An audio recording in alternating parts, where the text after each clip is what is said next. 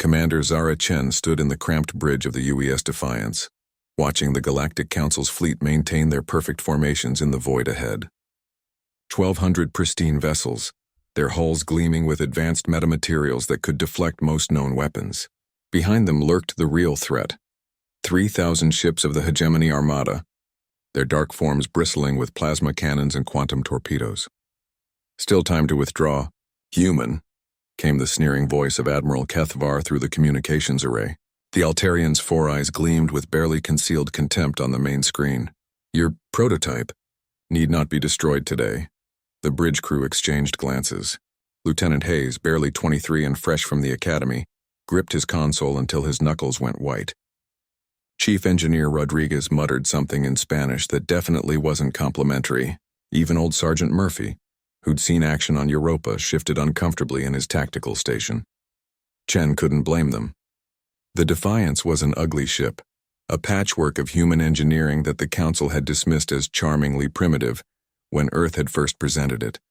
Unlike the sleek Council vessels with their energy-efficient curves and perfect symmetry, the Defiance looked like someone had welded a brick to a cylinder and called it a day. Her hull was scarred ceramic and titanium composite. Her weapons were chemically propelled projectiles, and her power source was a jury-rigged fusion reactor that made concerning noises when pushed too hard. Admiral, Chen replied calmly, we appreciate your concern. But Earth's prototype is here to do a job. Kethvar's mandibles clicked in amusement. Yes, we've read your specifications. Chemical explosives and metal projectiles against ships that can manipulate matter at the quantum level. How quaint. The Hegemony had been expanding for 3 centuries, absorbing every species they encountered. The Galactic Council's advanced energy weapons had proven useless against the Hegemony's adaptive shielding. Within minutes of any engagement, their defenses would evolve to nullify whatever the Council threw at them. Plasma, lasers, particle beams, quantum disruptors, all rendered ineffective by the Hegemony's terrifyingly advanced technology, which was exactly why Chen was here. Incoming transmission from the Hegemony fleet, reported Communications Officer Park. They're laughing, ma'am. Put them through. The screen filled with the writhing form of a Hegemony warmind, its tentacled bulk pulsing with bioluminescent patterns. The flesh creatures send their young to die in a metal coffin, it gurgled in translated speech. How deliciously primitive. We shall study your remains with great interest. That's nice, Chen said. Murphy, are we in range? The grizzled sergeant checked his displays. Aye, ma'am. All tubes loaded and ready. Sir, Hayes whispered urgently. The Council fleet is withdrawing. They're leaving us. Chen watched the elegant alien vessels peeling away in perfect formation, their crews no doubt already composing reports about humanity's noble but futile gesture. She'd expected as much. The Council had been fighting the Hegemony for decades with their sophisticated energy weapons and adaptive AI systems. They'd learned to retreat when outgunned rather than risk their precious ships. But the Defiance wasn't sophisticated. She was built with humanity's oldest military philosophy: if you can't be clever, be thorough. Hegemony ships are moving to engage, Park reported.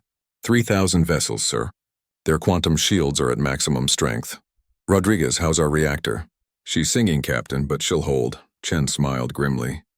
The Hegemony's adaptive technology was incredible.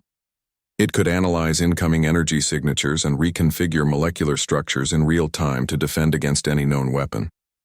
Unfortunately for them, there was nothing to analyze about chemical explosives and kinetic projectiles. You couldn't adapt to physics. Fire. The Defiance shuddered as her primitive chemical propulsion systems launched their payload. Not energy beams or exotic particles, but simple kinetic kill vehicles. Telephone pole-sized tungsten rods accelerated to a significant fraction of light speed by chemical explosives. Lots of them.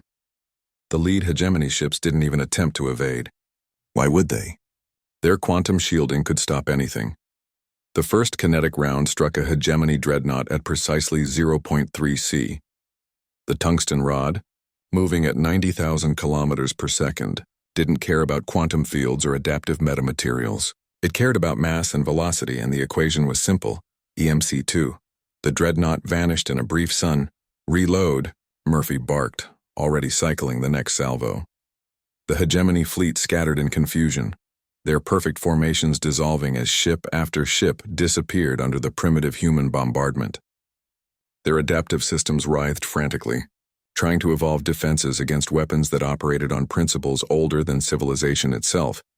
You couldn't adapt to being punched by a moon-sized fist traveling at relativistic speeds. Second salvo away, more hegemony ships died, their advanced technology useless against humanity's brutally simple solution. The war mind screamed in harmonics that threatened to shatter the bridge speakers as they realized their fatal error.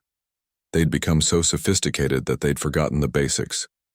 "Ma'am," Park called out excitedly, "we're receiving emergency transmissions from the entire hegemony fleet. They're surrendering." Chen watched the alien armada power down their weapons, their crews broadcasting desperate pleas for mercy in 17 different languages. Behind them, the Council fleet was slowly returning, their crews undoubtedly stunned by what they'd witnessed. "Admiral Kethvar is hailing us." "Sir," Park reported. Chen smiled as the Altarian's shocked face appeared on screen, all four eyes wide with disbelief. "How?" he stammered. "How did you defeat technology centuries beyond your own?" "Simple," Chen replied, patting the scarred bulkhead of her ugly, primitive, absolutely victorious ship. "Sometimes the best way to solve a problem isn't to be smarter than it. Sometimes you just need to hit it really, really hard." The Defiance hung in space, surrounded by the debris of the once mighty hegemony fleet, her hull scarred but victorious. She wasn't pretty, she wasn't sophisticated, and she certainly wasn't advanced. But she was human. And that had made all the difference.